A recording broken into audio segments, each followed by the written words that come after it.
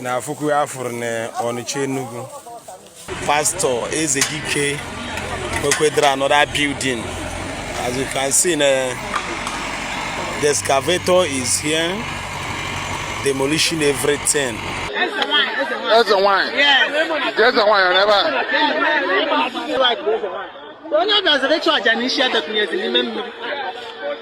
Ndewonu ụmụnne m ndị Igbo ndị ọma njem ọnụ ekelekwa m unu. Ebe nsi ewetara unu ozi a bụ n'ụlọ ozi ndị sim.si ha asịrị FM.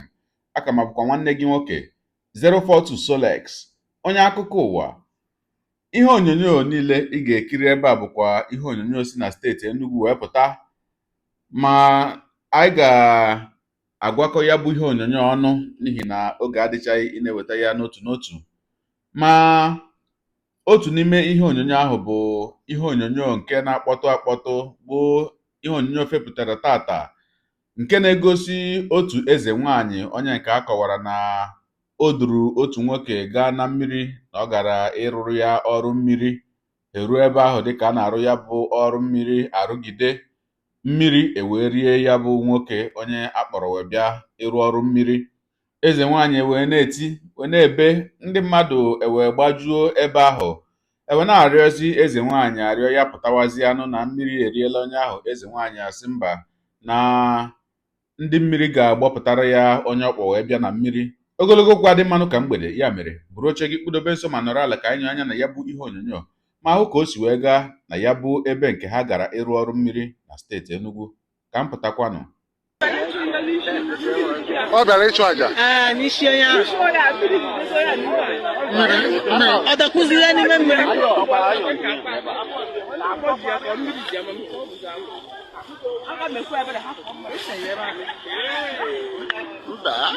Ya bịa kpọọ ya nụ.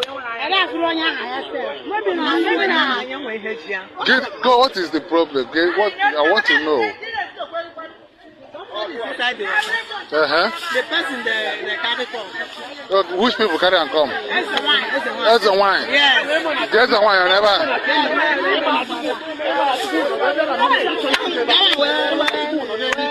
This is just on Kelly White. That's the wine. Kelly White. Onye ọbịa zere ịchụ aja n'isi adakwunyezi n'ime mmiri.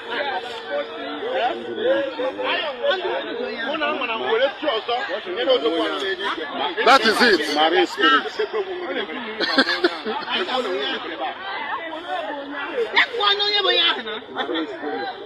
There's good swimmers who can swim. Swim for where? What? Swim what? Me? Mama,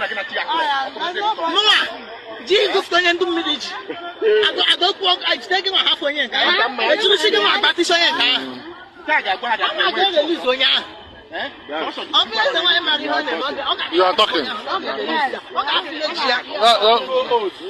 That's my young boy. Young boy. This water, is it too deep that they...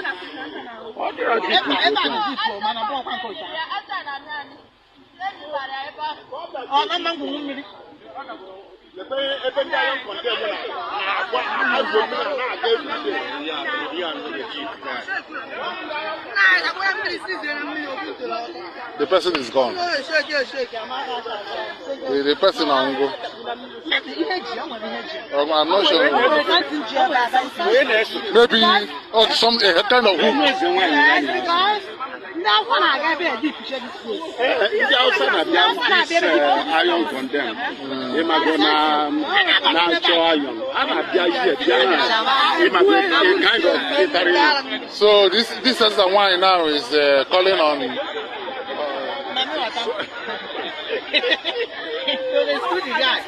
This is too bad. So all these things are and the Enugu State government is already the bill now is in the House of Assembly to stop these things. Yesterday, Kirk presented the bill now in the House of Assembly. Peter Mbe didn't go the thing now.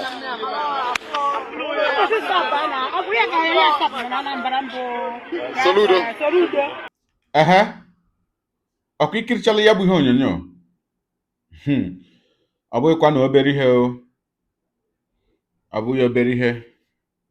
Ma amaghị m ka a ga-esi ekwu okwu nke a maka na ọ bụghị ihe mma anya ya nke ukwuu. mana n'uche m a ga-atawanụ onye gara ịchụ àjà na mmiri ka onye gara ịrụ ọrụ mmiri ihe o kwere na ihe na-arụrụ ya ọrụ nke ya na okpukperechi nke ya a ga-atawa ya ụta agaghị atanụ ya ụta. Ihe a dị nnọọ ka ịtawa onye gara ụka nwee nsogbu n'ụlọ ụka ma ọkwanụ nwụọ n'ụlọ ụka ma ọ gara ekpere wee nwụọ ebe ahụ ị ga-atawa ya ụta. Ọ ihe o kwere na ya ka ọ gara ime. Mana o nwere ihe m makwa na ụfọdụ mmiri nọcha na be anyị bụ ala Igbo abụghị ụbọchị ọbụla sọrọ gị ị gawa na ya bụ mmiri. Ụfọdụ mmiri a ga-asị gị sọ ụbọchị nkwọ, ụbọchị eke na ụbọchị orie ka eji aga na ya bụ mmiri na anaghị aga ya ụbọchị afọ. Ụfọdụ mmiri asị gị na anaghị aga ya ụbọchị nkwọ. Ụdị ihe yiri ha ahụ. Onye makwanụ eze nwaanyị ahụ kpọrọ ya bụ nwoke gaa na mmiri, onye makwanụ ka o si wee maruo anya mmiri, makwanụ ka o si wee maruo anya mmiri nke ahụ. Ihe ọzọ dịkwa ka ibe ya wee bụrụ, ana m eche na onye na-agakwa ụdị ije ahụ kwesịrị ịma egwu mmiri dịka ya bụ eze nwaanyị. Kedu ka ị ga-esi abụrụ eze nwaanyị na-aga arụ ọrụ mmiri ma ịma ya egwu mmiri? Ana m ekwukwa ka mmadụ, nke ahụ ewee dịrị onwe ya. N'aka nke ọzọ, aka na-achị ya bụ steeti Enugu bụ gọvanọ Peter Mbah ezipụtarala ndị ụlọ omeiwu ya bụ steeti bụ ndị House of Assembly atụmatụ ka atụlee ya bụ nke ama dịka bill n'ihe gbasara ụdị ha niile nke na-eme na ya bụ steeti ugbu a. Ihe gbasara ọrụ ndị dibịa na steeti Enugu, ihe gbasara ọrụ ndị eze nwaanyị na steeti Enugu, ihe gbasara ọrụ ndị ka m gụpụta ya bụ akụkọ dịka onye enyemaka nye gọvanọ na-achị steeti Enugu n'ihe gbasara mgbasa ozi nke ama dịka SSA on Media to the Governor bụ Special Assistant on Media bụ Maazị Dan Nwome si wee dee ya bụ akụkọ. Dịka ya bụ Honorable Dan Nwome tinyere n'iru akwụkwọ efere mba ụwa ya bụ Facebook mkpụrụ ụbọchị abụọ gara aga na ụmụnna ya abụọ bụ Honorable Chima Obieze, onye na-anọchite anya ndị obodo Eziagụ na ụlọ omeiwu steeti Enugu, nakwanụ Dr. Osinachi Njamanze bụ onye ndụmọdụ nye ya bụ aka na-achị steeti Enugu n'ihe gbasara iwu obodo bụ nke ama dịka Special Adviser on Legal Matters. O wee na-akọwa na ha ga-aza ajụjụ ole na ole na GoTV na DSTV kwa maka ya bụ iwu ọhụrụ nke ndị steeti Enugu na-akwado iwepụta ugbu a. Ọ sị, all you need to know about the new law to regulate the activities of native doctors, spiritualists, ritualists, and bandits. The legal advisor to the governor and honorable member representing Eziago State constituency take a deep dive into a new legislation. Dịka ị na-ahụ foto ụmụnna ya abụọ ahụ, asị na ọ bụ Enugu's New Maintenance of Internal Security, Vigilance and Order Bill. Ma dịka m hụchara ya bụ ihe, ekelekwara m ha bụ ndị gọọmenti steeti Enugu bụ ndị wepụtara oge wee tinye uche n'ihe gbasara ihe niile na-eme na steeti Enugu ma na-akpakwanụ nkata na-atụ atụmatụ ka a ga-esi emezi ya maka etinye ya na iwu na-achị steeti Enugu. Ekelere m ha nke ọma na ya bụ ihe mgbe m gụchara ya bụ post. Mana dịka m si wee denye na ngalaba okwu ebe ahụ na peji Maazị Dan Nwome, edere m sị, it's a good move towards the right direction and I commend Enugu State government for their courageous efforts in a time like this. However, if you want to fight crime, fight it from all fronts. I didn't see anything about regulating the activities of pastors and imams. Or are they all saints? Hancha hadicha nsọ, onwe na-eme ihe ọjọọ n'ime ha. Why not everybody? But wait, you mean you also want to regulate the activities of bandits? How? Does that mean they are allowed to operate but with certain conditions and guidelines? Abi na me wey no understand the meaning of regulate. Nke ahụ wee bịa gbaa mmegharị maka na ahụghị m ebe ha denyere ihe ọbụla gbasara ndị jikwanụ ụka wee na-ekpuchi arụ nke ha na-eme, ndị na-aza ụkọchukwu makwanụ ndị amụma wee na-ekpuchi arụ nke ha na-eme, dịka nke na-akpọtụkwa akpọtụ n'obodo Ịbagwa aka, nke anyị wetarala unu ihe onyonyo abụọ gbasara ya. Ihe onyonyo nke a ị na-ekiri ugbu a, anyị ga-enyonyekwa anya na ụfọdụ ihe onyonyo nke gbasakwara ya bụ onye ụkọchukwu ụka Sabat na Ịbagwa aka, onye nke a na-atụ aka na ọ bụ ya na ndị be ya gburu ụmụaka anọ ahụ bụ ndị egburu egbu n'obodo Ịbagwa aka. Maka na ihe onyonyo ikpeazụ anyị wetara unu ebe a, agwara m unu na akụkọ karịrị, ma ya bụ ihe onyonyo nke anyị ga-enyo anya na ya ugbu a, anyị ga-ahụkwanụ olulu ahụ nke anyị hụburu na ebe a na-akwari ụlọ nwoke ahụ.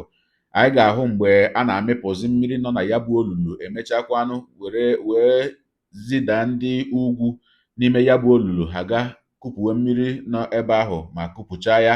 Anyị kirichakwa nke ahụ, anyị ka ga-ekirikwa ụfọdụ ihe onyonyo ọzọ ndị sikwa na ebe ya bụ nwoke nwere ụlọ n'obodo Ọnịcha Enugu, nke nọ na Enugu Ezike, bụ ebe ndị obodo ha ahụ gakwara ga tụọrọ ndị gọọmenti steeti Enugu aka ebe ụlọ nwoke ahụ dị, ebe ọ nọkwa eme ihe nwa ọ kpọrọ ihe ekpere.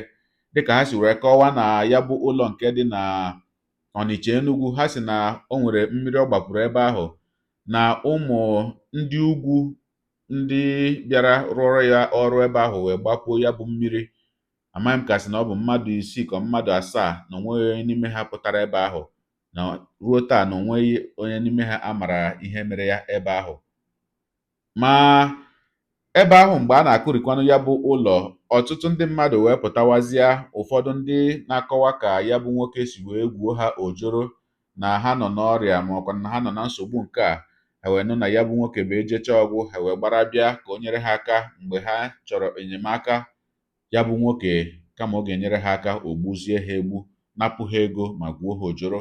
Na-etufughị oge, ka anyị nyoo anya n'ihe onyonyo ndị ahụ niile, ka m pụtakwanụ.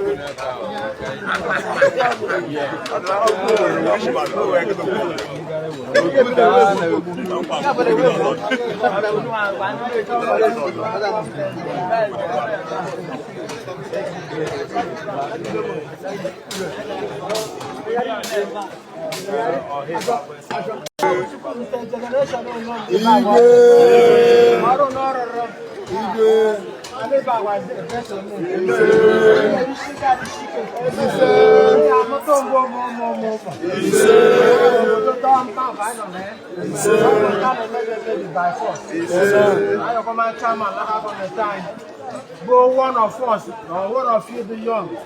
We're walking. Then the governor of the young. The way me, I'm not going to get a Nama.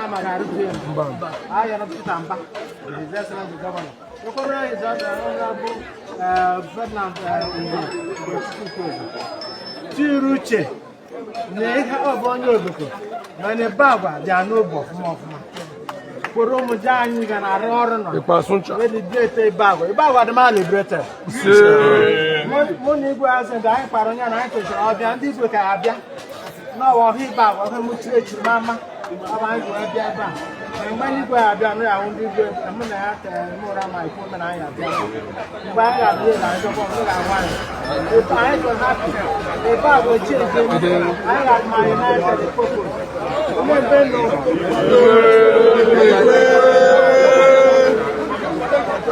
Nous sommes going to go to the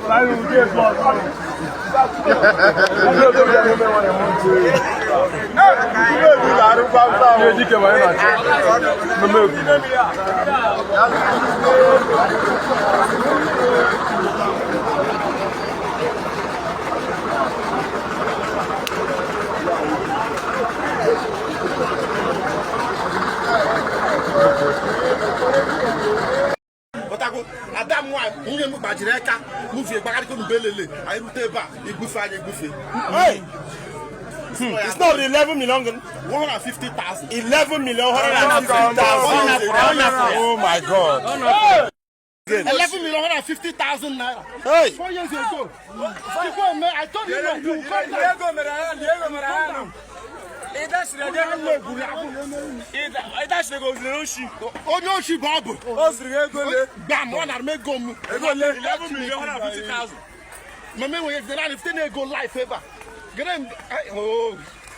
Get authority.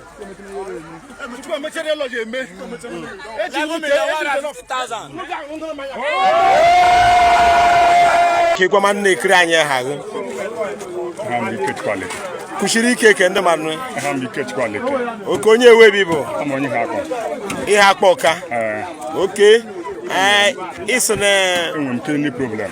kidney problem ahụ m n'okwu zara za okay so ngana change meka so agwa m na nezerika na agwa so nwe bi ebe a muna ọfọba m na room muna ahụchara also na me akwa 950,000 that ya go the thing and me ba 1 week mbem na dinner no almost me ba the kitchen ebe am no man obi about too much umoka na emezi and the jezi because ma buja alata from Jina hospital to Gowala no up to 4 months there nowhere it's na me kidney transplant now the maya je me 30 million so me azro mo zore almost me rekomele mo so even family now na I check out and I went in about the hub na my brother na mama I want such money na eji me the transplant so only got them onye anara anyị ego mechiri ile omere next na akọ abzi akụkọ otutu m nege no na ma mbe leche na nya na onwe na agari aga meri mana bụ onye bụ nye ego nata ego bat onye aba agụ uru so mba agba because yes sisi ke chora no mando jiko egbu mba fuzega na jezi ulogwu every unyana anom grima anom so na hand eba na mem dialysis every week one of total am spend so sisi then na emote mo me sha na ije so adam down 8 million abi wana zaza. Okay, like actually the exact amount on Namarga here. It's almost 4 million naira. Why? Because pay who ya ni akwero go. He abian na beda e be na azoga. Obu no esimeregi ni the fridge ya hoya. Man ken ya akugwo. At times some 10,000. Fridge the same. Am ge huma. You don't know no. Hey. Yeah, we mere mu ga tire. Okay, thank you very much. Una no ma. So isni bụ onye ha kpọka makwa ma ndị na-ekiri anyị ehaga ọzọ Ikechukwu Aleke from ihe akpọka na anụgo ka o shi wee dana nke onye shop ya bịa si na nke bi 11,150,000 naira mgbe ka ọ bịara ebe a dị very happy na gotete mmanya almost 5 cartons ka enumu ịbaweka wee ngere ole ka every youth because ọ bụ sọsọ ịbaweka na be anyị kelechukwu na na-akweghị nkwa na Chineke we hear your prayer. And somebody will soft tag and make that kidney transplant. Nah, Jesus. Thank you very much.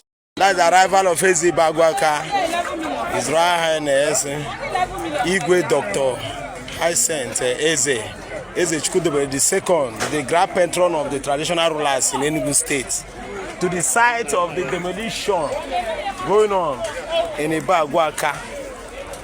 They claim the pastor Chinedu's house, popularly known as Ezedike. Nwayọ.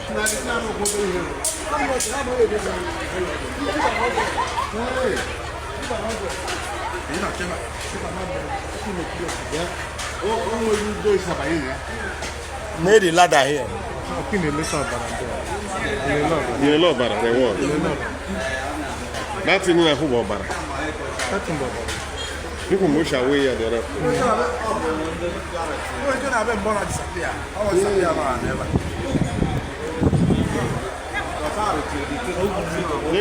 No watch church I know the Eze Bagwaka, that's His Royal Highness Igwe Dr. H.I.S., the grand patron of traditional rulers in Enugu State, no.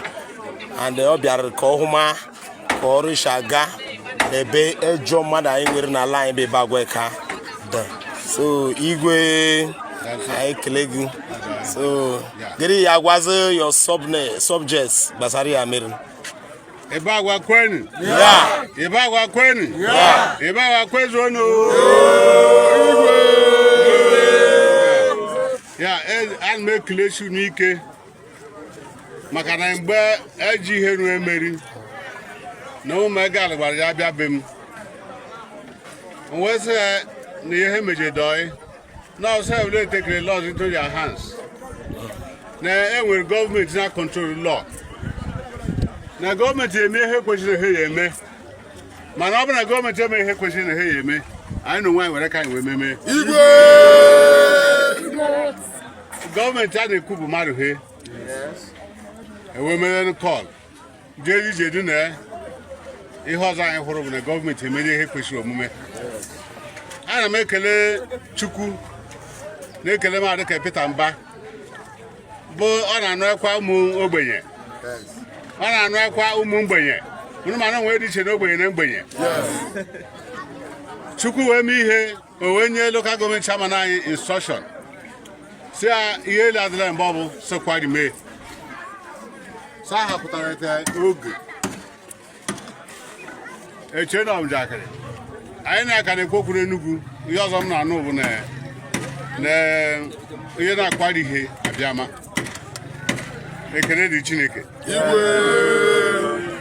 Anyị bụ ebe a wanyere na-akpọkwa mmadụ anọ maka onweghị onye tiketi mgbadimi anyị degi. Evuru ozu onye ọzọ ha ka evoku nka. Abịa na ihe ezu na ya asị na mmadụ anọ na-ekpolifu kpona ọ na-ada n'anya amụnyi na ahụ. Mmadụ onye ọbụla na-akpọkwa dị asị ha na mgbe megoro enwa na Chukwu eme n'iwu ka dị. Ana m ekele nwatakịrị anyị na-akpọ President in the President for you. All go to Nanya no on ground. Yes. Ma on the bag walile. Go to na kwado e. Maka o take na ma de zuru belile. So na I ma crazy ike. As na no fedo no fado we le me no no. Ile no fenanya ni na ma modo na ogbile me de no no. I ne crazy ike na mbe gbara. Ne kra PG. Ọ nọ n'uso mana akpọ na hen of our plane. The dancing no land those go. PG power. The working PG. I make election week because we make all the move. Abu no na ba no ni emele kwara na abu igwe onokwa. Mana nke mkpo nu na phone no arada more go. Maje na ọrụ. Chukwu da kwụ n'ụgwọ maji kwụ maji na Jesus. Ihe m na-agwa unu bụ unu rụrụ ọrụ dị anya n'azụ. Reside na ọrụ ike. No way mbe ma ana recommend onye ja Benetton. Ọ ga-abụ onye ọbụla ka recommend onwe. Na ọbụla na-ahụ ihe onye ọbụla eme ya asụ yes. Onye a jebe ebe dị etu a no ye ma ọfụma. So na make reason ge na asụ nu ndị bag o ba ya unu azụ maka na gọọmenti bụ Chukwu anyị na-elelenu. Onye ọbụla ha na-eme mmegide mata na gọọmenti nọ. Ma gọọmenti nwere nọ ga-abịa ọgụ. Mgbe emechali ihe a ga-eme maka na ebu ndị ọga ka na-ebido mụ na onye owu na ndị ọrụ m ụfọdụ akpagọma. Anyị ga-akpa ebe agwa niile ka anyị gwa ihe na-eme. Ihe na-emere ebe a ememe na atịmọgha bụ iwu n'Enugu State. Na ndị na-ele na-eme bịa awụọ na-ejikwa aṅụ ha ele emunyi.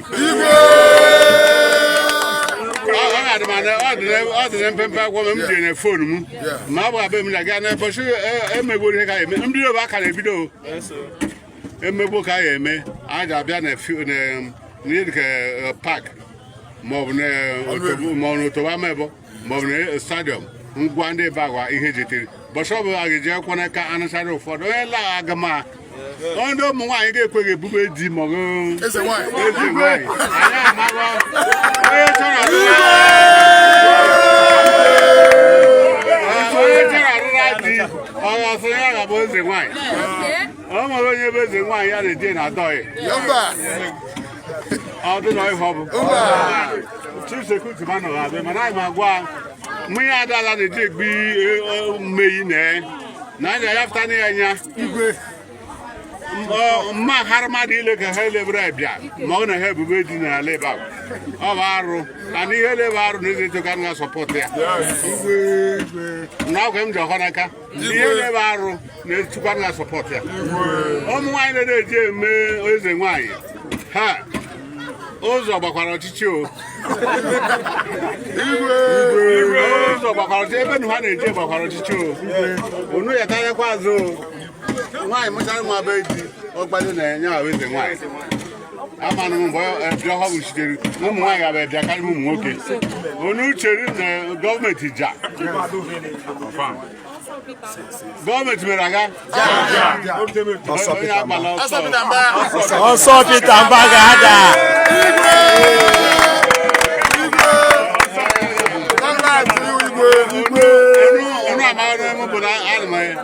anụ na-echekọ ihe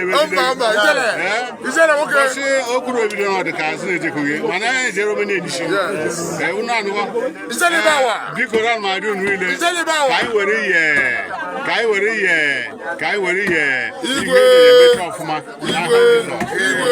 ndị bụrụ nwa ọ bụ unu mụrụ nwa anyị ile mụrụ nwa ụmụwo ma nwa ebe adịghị mụjikọ ya ba n'uru ebe ọ bụla osi wee mee ka anyị rara ya chi Chukwu n'aka na ọ bụ Chukwu bụ ihe ledin Chineke gọzie anyị n'aha Jizọs amen igwe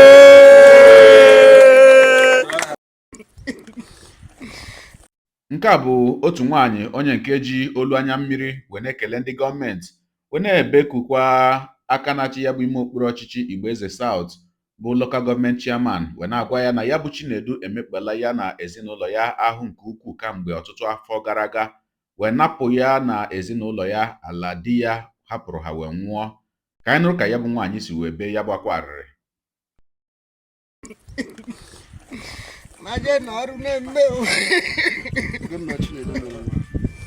a nakwara ala nna alile chakachaka meta chufu ma nwa ndị omee na-abịa welitechi mashu a na ha hụ di amụghị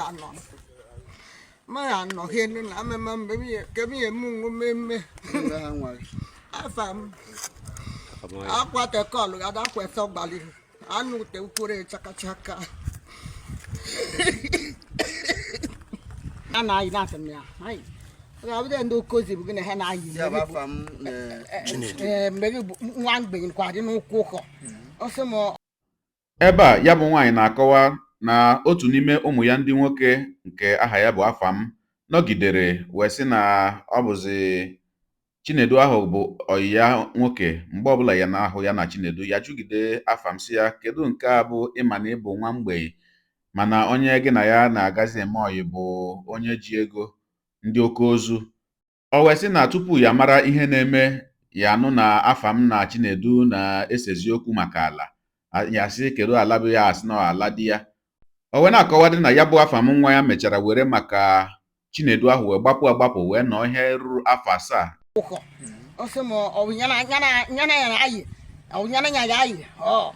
ọzọ m hụrụ ga ala senya isi ga-ebute m tukwa abịa eme ma ama te keji keje kọ n'ala ọ ka ejebetere na ala alụlile many people knows about onwe dokumenti okpotere ma ebe na-asụ ala na-ekwu maka ọbalụ nna unu ọbalụ Afam gote Afam nwanne gị alụnna and I in the train ya bụ alụ ji gị alụnna okay so Afam bụ ọkpara Oge Akụkọ Ụwa for 21 years ago. Yes. So 2021 about that. Yeah. I thought that no way mago. Yes. So Chinedu Afam was about Okpara. Yeah, was about Okpara. So when the thing now that the way the thing shall anom Lagos that time. So man some my battle and the way we shall do everything. No say boy. Tabalo. No mobile. Umuya no jano ne ha la shabe na. So that ụlọ agba mmadụ alụ fence. Itu ụlọ na-agbara ya fence. Onye gbara ya fence. Chinedu dị gbara ya. Ka o ji eme onye ime ọnụ ogoro gị n'ọgba fence. Ọ na-arụ n'ọgba fence. N'ọgba ka o ji eme. O nwere arụ n'ime dị. O nwere sọsọ ekwuba ka m ga-asa nwere na ọsọsọ ọrụ m na ndị ekwuba azụchara n'ime the land. Yeah. We need to get down that fence. To the land. And return Mama's land to her. Mayor power. Mayor power. All the contact high chief I need the bulldozer for that one. Bulldozer unless my excavator last us. The land of Shiriki. Of course now 2 plots of land. One part on side Sabat. Along that Sabat. Yeah, I'm buying after. Before Nigeria. One place I do fence. After I had the shops anyway. No woman I got one river. No, we don't. Okay. They want their land, they have an accord. Over there. Also, I know no fence because it's criminal. Because if the fence is still there. Yes, that's a sign of Thank you, Mayor. Power. Then I gave no name right. Monday. My name is anything. I document it. I name I document what I don't know. I would not find more around. Of allergic. Yes. Allergic about allergic. Mama? Not be exist. Because no document. You can see what he wrote. Akonye wetelu eweru solia.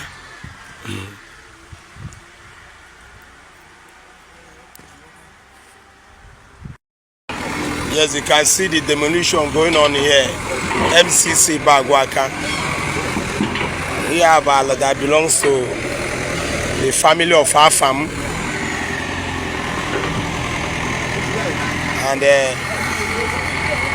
through the direction of the executive governor of Enugu State, Barrister Peter Ndubi Simba, with the chairman of Vidence local government area, Barrister Ugochukwu Ferdinand Ukweze.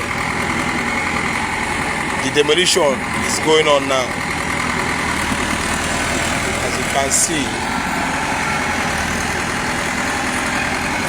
the excavator on all.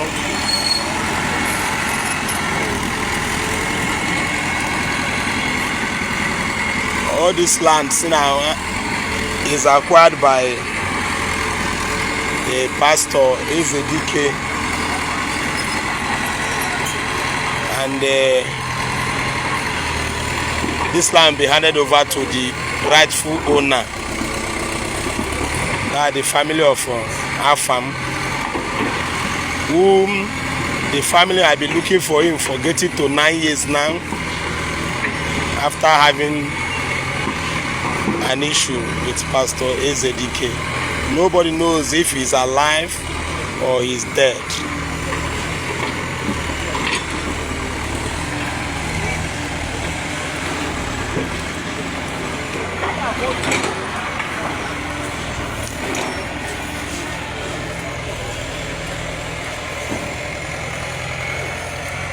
All the fence will bring down so that the land will be free.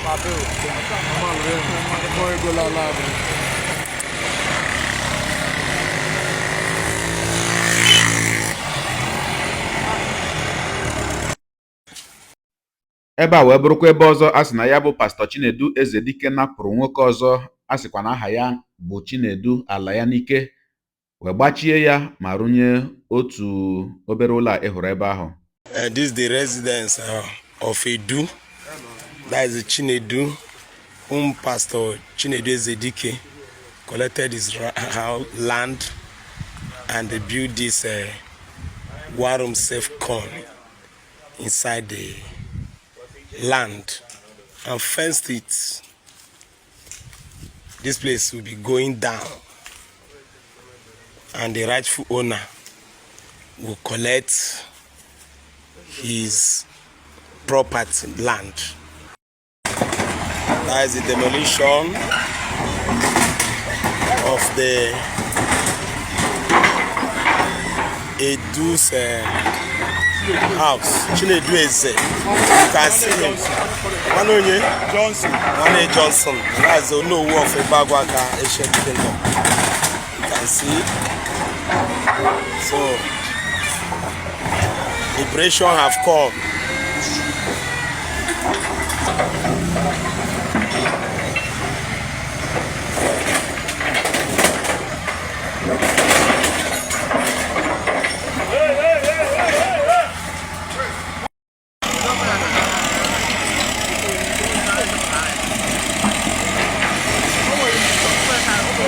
Simple.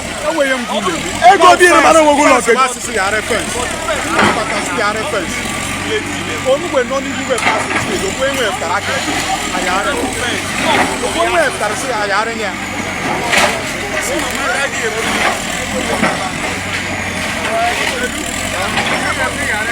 Si ya reference.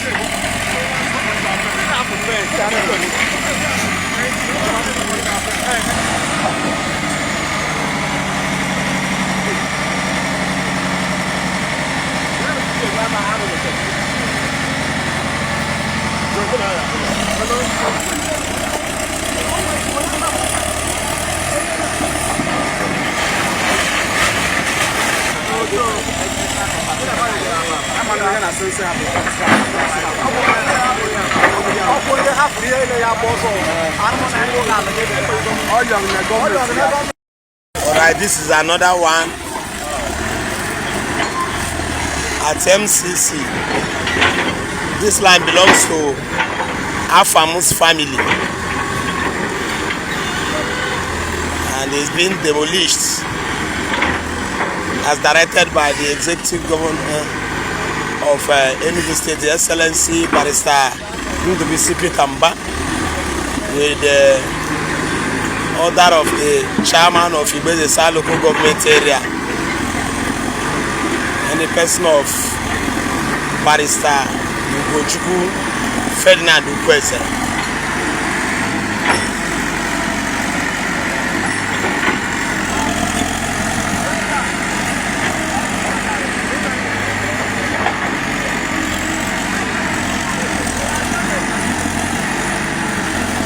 It's going on at MCC in Ibagwaka.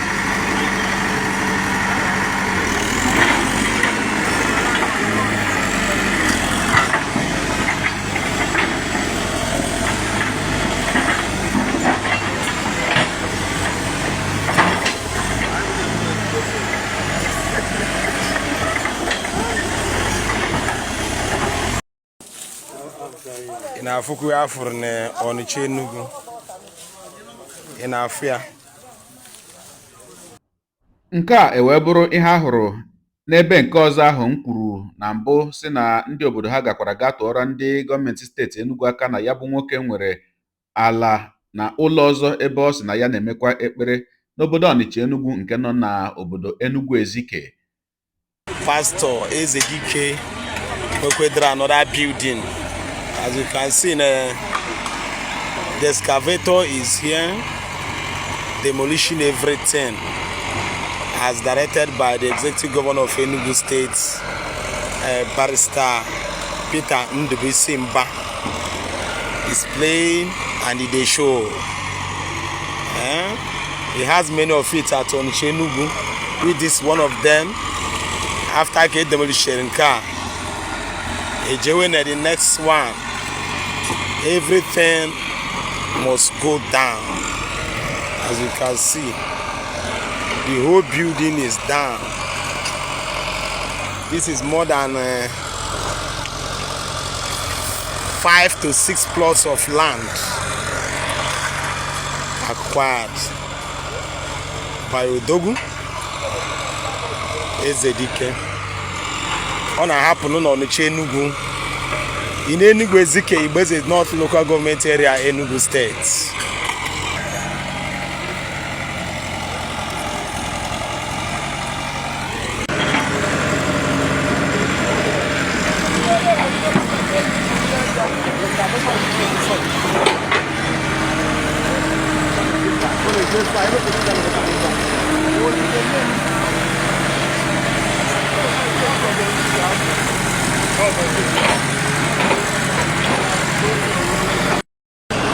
This place is a suspected shallow grave, and the excavator is now digging it.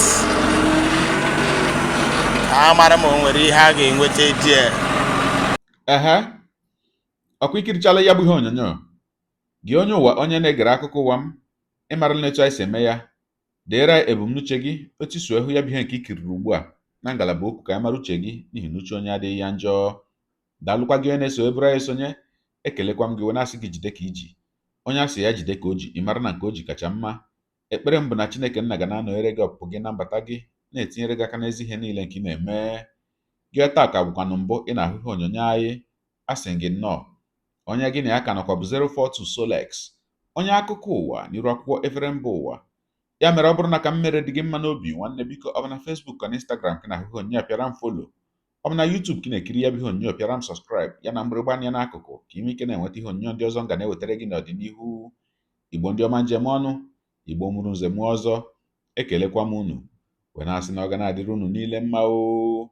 Ise ngwanụ tụsawara m ihe onyonyo a na-atụsara m ya bụ ihe onyonyo na-apịrị maka na share button ya mara gị mma ezigbo mmadụ. Udo dịrị unu.